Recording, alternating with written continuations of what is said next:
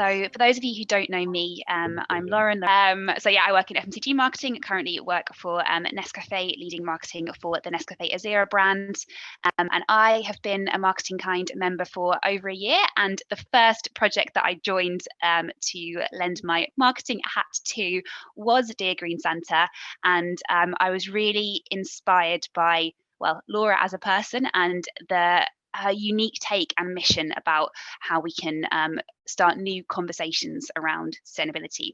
So without further ado, I'm going to talk with Laura, asking her a few questions so we can give everyone a flavour of what the cause is, who Laura is, how it came about, and then we'll hand over to the floor for any questions for Laura as well before we go into the breakout sessions. So Laura, Dr. Laura Kehoe, founder of Dear Green Santa, could you briefly introduce yourself to the group? Sure. Thanks, Lauren. Thanks so much. Hi, everyone. Thanks so much for coming. I'm Dr. Laura. I'm going to go by that from now on. I have a PhD in environmental science and food systems mostly. I've been working as a scientist for about a decade now on sustainability, agriculture, conservation, climate change, all those kinds of harrowing topics. And I guess I could just quickly say like what brought me to Green Santa. It was a few years ago now. What was it? Maybe 2 years ago. And just as there's a youth climate strike happening today, actually in Dublin anyway, I had this dream where I was at a youth climate strike, and there was a crowd of teenagers talking to this character dressed in green, and I got closer and it was this green Santa, and they were all talking about what they wanted for the planet for Christmas. And I watched them talk about their dreams and how they wanted to see the world transformed in this whole new way that I'd never seen people talk about these issues before, because I think we're always talking about what we're against. Like, we need to stop burning fossil fuels. We need to stop so many different things. And we're kind of stuck on that, it seems. So in this dream, I could see how this is a whole different way to talk about it. Green Santa became this global phenomenon, just took off. And then I woke up and then I realized it was a dream. And then I thought, oh God, that's such a shame that wasn't real, because that was lovely. And then I thought, oh God, now I should probably try and actually do that, because that's actually a good idea, I think. So that's sort of where it came from. And I've been working on that on the side, along with doing environmental science ever since. And it's been like so amazing having Lauren, having Lisa, having Una, having Faiz, having Anna, having Jaja, all of this crew that came together to help out last year. It was really fantastic, but obviously in a pandemic, tricky times. Sorry, Lauren, I'm rambling. All you said was introduce yourself, so I'll stop there. That's okay. I'd love to hear you talk about Dear Green Santa and how it came about. I think you really, what really struck me about the cause is this positive take, this pressure that children can often have about climate change and this responsibility, and adults alike, and your wonderful cause turns us on its head and shows us what makes us think and reflect on what a beautiful world we want to be part of. So it's really exciting.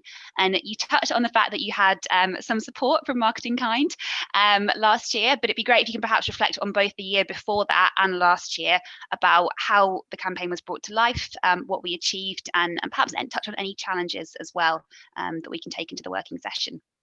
Absolutely, yeah. Okay, so when when Green Santa came to me in a dream, I was friends with some people that were used to kind of putting on events. So we decided we would put on a sort of make up a Green Santa's grotto that Christmas. This was right before the pandemic, so it was back in normal times. So we made this grotto in Dublin.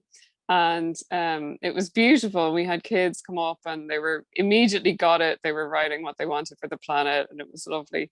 But we were a bit stifled because all the photographers we had booked went to photograph this other crazy thing that just happened on that same day, where this woman flew back from ISIS to Ireland. It's like the only ISIS thing that ever happened in Ireland. So unfortunately, we didn't get the media that we were expecting we would get. So it was a big shame because we were pretty sure it was gonna, like all of the, you know, when you send out a press release, you might not hear much back. This was like everybody was into it. So it was really, there was a huge amount of energy. But anyway, ISIS. So that was the first year. We got a little bit of traction. It was nice. But the challenge was we kind of put everything on that grotto taking off, and then it's spreading from there. So when that didn't happen, we were left a little bit like, oh, and I'm just a scientist, like I don't know about this world of making things happen online in terms of, you know, I don't even know the words for it, so I won't even try. So anyway, last year, I gave this talk as part of this little organization that I was trying to set up with a friend called Be in the Change.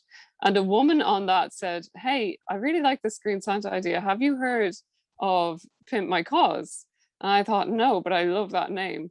So from there, Anna picked up the new profile that I'd set up and linked me in through MarketingKind. And so Anna has been like the guardian angel of Green Santa. She has just been like finding amazing people to come on board. And so through that, we got our little crew together. And that was really wonderful because then all of a sudden we had a little team of people that could take care of different things. So Lauren working on the school pack and getting it into some schools last year. And just many, like lots of other people doing, I mean, I could go on and on and on, right? But we had a great little crew and we got some stuff done. But the challenge really was during the pandemic with everything shut down, it was hard, right? So Jaja created like amazing graphics, a beautiful website. We had Una sharing stuff on social media, but it was just tricky getting that traction because it seems like we're missing something for the online campaign to really spread. Like people like the message, they love the idea, but getting them to actually sit down with their family and do this, there's still something missing there. So that feels like a pretty big challenge. And then this year, I mean, we're hoping to do in-person grottos, right? So that would be fantastic if we could pull that off, if you know, COVID allowing. And so that's one thing that it would be brilliant to have more hands on deck for. And then the other part is how do we actually get this spreading online better? Because ultimately we want it to be sort of an organically growing thing that could spread online by itself, right? We need a good spark somehow. But again, I am just a scientist. This is not my field. Go ahead, and for each of those areas you've mentioned, schools, online, grottos, what do you actually want to happen? What do you want to be the outcome? What do you want the children, their families to do? Yeah, so really this is like, it's an exercise in imagining a better world, because unless we imagine it, we can't actually create it. Like we don't have a pathway to get to it. And there's so much doom and gloom around now. And so the first part of it is really just allowing for that space to imagine that world. The next part is actually opening up space for those conversations to happen in families. So we really saw in the grotto in real life that parents had no idea that their kids already knew about a lot of this stuff, were already worried about it, and already cared so deeply about it, right? So I think that's sort of the idea behind setting up these grottos and getting the kids to write. In terms of targets, we'd love to see 1,000 letters in 7 different languages and 3 grottos. Those are the targets we've set for this year's campaign. And I think the obstacles really are, I mean, this is a case, I think, of all hands on deck. Like, I think we definitely need people to help with the social media messaging and also like content creation and sharing. So I think we need like media savvy people that know how to sort of get this spark going with the online campaign. And then we need creative people on the ground to actually set up beautiful grottos, right? I mean, the grotto we set up, it was quite funny. It looked grand, like, and people came over and they loved it. So any level of grotto is like absolutely fine, because it's really the concept that people gravitate towards. Yeah. Wonderful. I think so. I think, yeah. Is there anything you think you've touched on a few bits and pieces that you want from the team today? Is there anything else that you want to add to that? What you'd, while you've got all these wonderful brains on this call, what you'd like to get out of them, perhaps both now and beyond afterwards? Well, what I would like is for you to speak on that question, Lauren, because you've been in as much of this as I have, and I feel like your answer will probably top mine. So I would like to turn it around. Fair enough. Nicely done. Yeah, the interviewer becomes the interviewee. So I have, along with some of the people on this call, like I say, been involved in a purely online world. I think the concept of Dear Green Santa is so brilliant. Getting young children to reflect on this beautiful world and using that to start and influence discussions with people of all ages, I think is such an exciting idea. And when you ask someone, hopefully the group on this call feel the same, they absolutely get it. And like I say, Laura did a bit of a makeshift grotto, and the uptake and the moments of magic were incredible. So for me, it's really about scale. Laura, I know you often describe the ultimate ambition for Dear Green Santa above and beyond specific targets, about becoming a new Christmas tradition. So how can we Green Santa is wonderful because it ties to this period of Christmas. So it could be something that happens every year. It's when you're kind of building that habit, it is already tied on to something else. So how can we, as well as obviously as well as Red Santa, as well as asking for things for us, as well as the consumer side of Christmas, also build that as a habit. I think is something that I'd love to get reflections on in this group. And a few of the things that are on my mind about making that happen, of course, is scale. So when it comes to, for instance, schools, probably primarily primary schools, how do we get in with and what's the best way of going about getting in with perhaps academies or groups that can help us get more scale than what we've been doing previously, which is just one or two schools where we know people. So really going from that our immediate quite small contacts to something wider spread. We've got a lot of resources in place to make that happen once we have those connections, but how do we go about and build those connections? Similarly, from a grotto perspective, how do we get those locations? How do we find and make contacts that are going to let us set up grottos in areas that are going to build traction? I think is a big question mark that I've got. And then online particularly, and you touched on it, Laura, there's a piece for me around how do we, a lot of people liked it, but not a lot of people did it. We've discussed as a team a few of the barriers to that last year. I think that there's, I don't know, you can say something, Laura?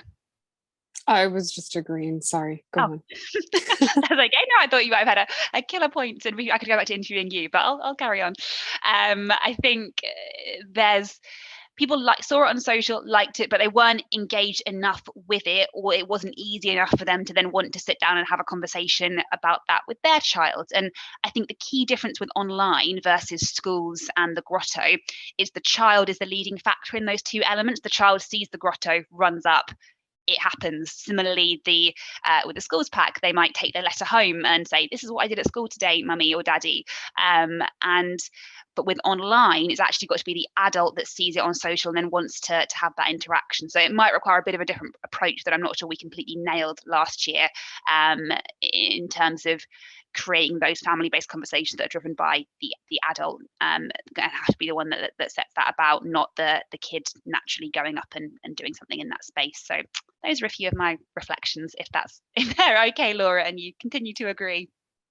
Yes, absolutely agree. Yes. I think there's also space around adults sending messages to Green Santa, and it's spreading to different age groups from there, or like a whole family doing it. Influencer mothers, I always feel like could be like a key target audience, even though I never managed to tap into any influencer mother networks. So yeah, but yeah, it was great. Thanks, Lauren. I agree.